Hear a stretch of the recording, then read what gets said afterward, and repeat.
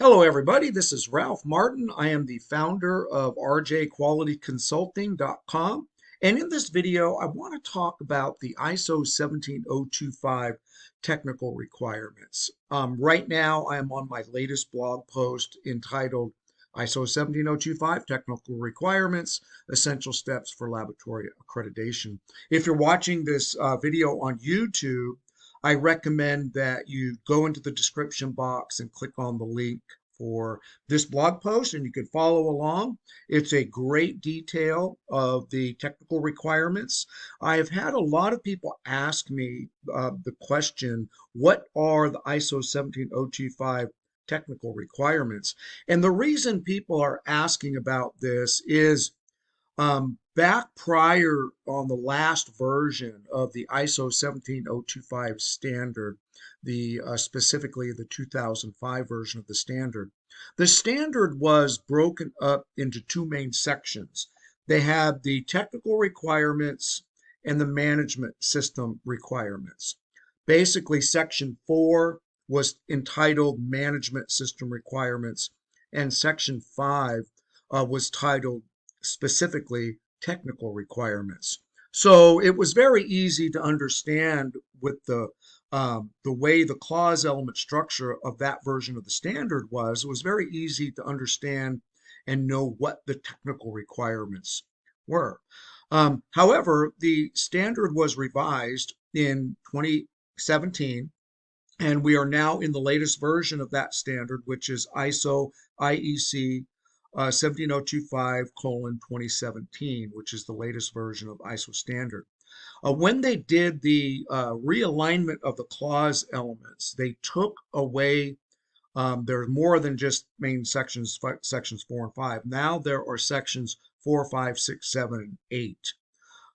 And the word technical requirements isn't anywhere to be found in the actual structure of the ISO 17025 2017 version of the standard. So therefore, there have been a lot of questions. Well, what are the technical requirements now for the new version of the standard? And people still ask that question, even though it's February of 2025. So what I'd like to do is kind of clear that up, let everybody know what sections of the standard are specific to technical requirements and what to do with that.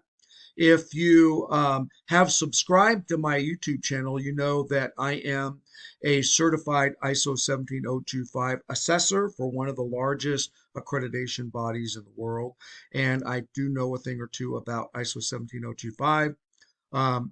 And also because I am the auditor who would audit your facility if you were to obtain ISO 17025 accreditation. I also own a consulting company that helps laboratories to become ISO 17025 accredited, or if they already are ISO 17025 accredited, to help them maintain their accreditation. So first of all, what I'd like to do is kind of go through the blog article. This is just the introduction. Then I get a little bit into the comparison of the technical requirements laid out in ISO 17025, the 2005 version, which I just mentioned, and then the 2017 version, because this is where the heart of the technical requirements are. What I did is I created a table outlining the technical requirements that were established in the 2005 version of the standard, and then applied it to the current version of the standard, or the 2017 version. And so basically the ISO 17025 technical requirements, like I said, have been reorganized, and now and the reason for that was to align it with risk-based thinking. That was one of the new items that the ISO 17025 2017 version of the standard adopted, was this whole idea of risk-based thinking. In fact, that same idea started with the ISO 9001 standard, going from the 2008 version of the standard to the 2015 version of the standard, which is the latest version of the ISO 9001 standard. They also introduced this idea of risk-based thinking. So in alignment with that, the restructured approach falls in line with and the answer to the question, where can I find the technical requirements in ISO 17025, are right here in this table that I created. So you have section 6.2, which is personnel. This is where training and competency fall into. Section 6.3, which is facilities and environmental conditions. Section 7.2, which is selection, verification, and validation of methods. Section 6.4, which is equipment. Section 6.5 for metrological traceability. Section 7.3 is for sampling if your laboratory happens to be retrieve their own samples. A lot of labs exclude this requirement because they don't do sampling. They just receive the sample from their customers. And then handling of test and calibration items, or i.e. sample management. 7.7, which is ensuring the validity of results, which include proficiency testing. And then section 7.8, which is the reporting of results, or that final test report or certificate of analysis that the laboratory provides to their customers. If they're a calibration laboratory, then it would be the calibration certificate that is supplied to the customer. So these are, in fact, the technical requirements of the ISO 17025 standard. Now, I do break these areas down to be more specific. You know, some of the key takeaways from the changes I talk about. What are the actual technical requirements currently? And these are the clause elements I just discussed. And then what I do, and this is really awesome because this really helps laboratories, for each clause element that is a technical requirement in the standard, I break it down to indicate what does, the clause mean. Clause 6.2, what does it mean? Then why is it important? Right here. And as an auditor, there are some common nonconformities that auditors give. What I do is I take it by section, and I indicate what the common nonconformances that are seen within this section of the standard. This really kind of helps the laboratory to hone in on what areas of their quality management system they might want to improve upon. And then best practices for compliance within that section. So again, you go to the next one, which is clause 6.3, facilities and environmental conditions, controlling laboratory environment, what it means, why it's important, some common nonconformities, and then best practice for compliance. And I go through this, and I do that for each of the clause elements of the standard. And I think this is really important because if you have a foundational knowledge on each of the technical requirements in the corresponding clause element of the standard, it helps your understanding of the standard itself. And because these are technical requirements, these are the more difficult clause elements of the standard. The ones that seem to incur the most nonconformities within ISO 17025 assessments by accreditation bodies. These are where we find the most nonconformities. So if you get a good understanding of these particular clause elements of the standard, you'll do better in audits. And I also recommend that these clause elements of the standard, that you incorporate these into your internal audit program as more of what I call a vertical audit. In other words, the difference between a horizontal audit and a vertical audit is a horizontal audit is when it's a tabletop audit. You take the clause element, you take a checklist like the ISO 17025 checklist that I give away on my website, like right here on my website. You can download your free internal audit checklist and gap list tool. And what it is, it's a breakdown of all of the clause elements, followed by do you have this or do you not have this? and then an area where you would detail how you meet the requirement. It's a really good checklist, by the way, and it's completely free. So fill out that form and I'll give it to you. But that is, you would use a checklist like that for a tabletop audit. Then there's something known as a vertical audit. And what that is where you go into the laboratory and you follow a sample. You follow a sample and then audit. This is what is known as auditing vertically. And then you follow that sample and you audit specifically these sections of the standard or these clause elements, the ones that I just mentioned in that table. That would be a good way of auditing. In fact, it's a requirement in the standard that you do laboratory audits as well as all of the clause elements of the standard in some sort of checklist. If you don't believe me, I'm going to show you. I do this in all of my videos. I take you to the standard itself, which literally shows you what the requirements are. So what I'm doing now is I'm pulling up the standard. And then what we'll do is we'll look at it together. And I'll show you what I mean in the internal audit section. So if you go down to section 8.8, not the appendix, 8.8 internal audits. There you go.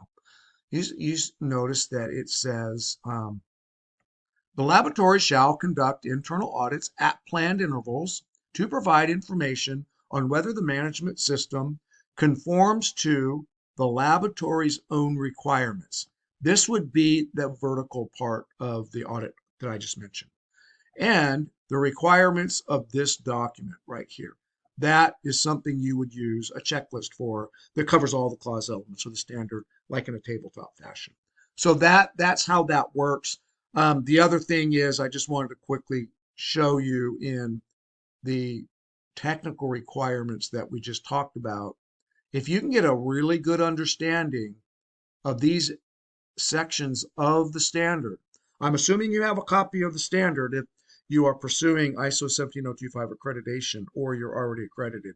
If you don't have a copy of the standard, no offense, but you're just not serious about ISO 17025. You have to at least have a copy of the standard.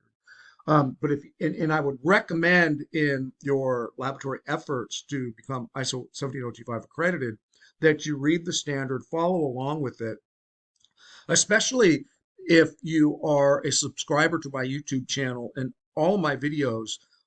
You could use the standard and go through my videos, and it'll really give you some value and understanding of how the ISO 17025 standard works and how you could easily bring your laboratory to those requirements. And then here you see, for example, personnel requirements 6.2. You could read about what the requirements are. Clause 6.3, facilities and environmental conditions, and things like that. In future videos, what I plan on doing is covering each of the clause elements of the standard and give you a thorough understanding of each clause element. I'm thinking of breaking it down into sections like structural requirements, like you see here, ISO 17025 structural requirements covering all of section 5. And then I would go to section 6 and then say resource requirements and do, a video on that to have people become familiar with section 6 of the standard. And I would go through each clause element individually and teach you the meat and potatoes of that particular clause element. That's future videos I have planned later on down the road. If this sounds like something that would be of value to you, leave a comment on this video or this blog post and let me know if that's something that you would like. I can create videos if you are interested in that sort of thing.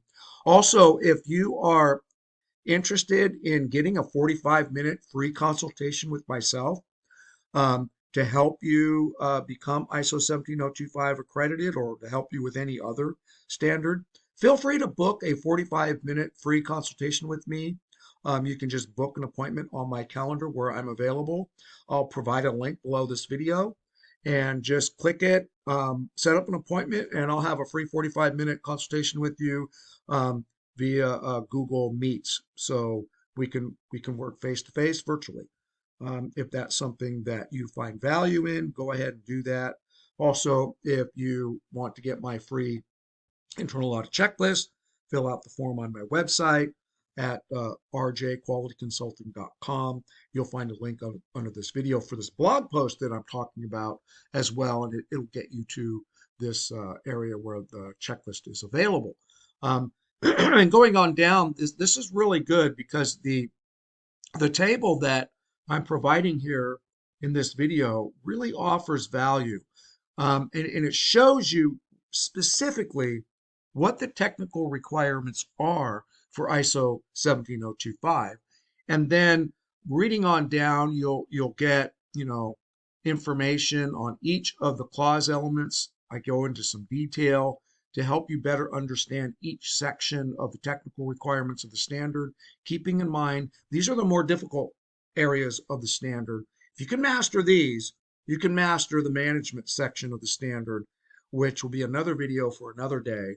I can get you familiar with those. I have videos on how to conduct a proper ISO 17025 management review and internal audit program, corrective actions, and things like that, which are part of the management requirements for ISO 17025. And then I talk about best practices. So we go through each of these, the significance of ISO 17025, the benefits to your lab, technical competence, which is the heart of really section 6.2 of the standard, personnel, measurement traceability, calibration, resource requirements, strategies for achieving and maintaining technical competence, again, resource requirements, section 6. And then I kind of hone in on process requirements and validation under section 7 of the standard. We go into sample handling, method validation, risk management, process verification, expert guidance, navigating. These are some really good areas that I think you'll find helpful. And I also have a frequently asked question section. These are derived from some of the more common questions that I get from people about things directly associated with ISO 17025. So if you found value in this video, go ahead and like it, comment, feel free to share it, and then by all means become a subscriber of my YouTube channel. And then, like I said, feel free to book a 45-minute free consultation with me if you are interested in getting your laboratory ready for ISO 17025. I can walk you through the steps or any other standard for that matter. This is Ralph Martin signing out. You make it a great day.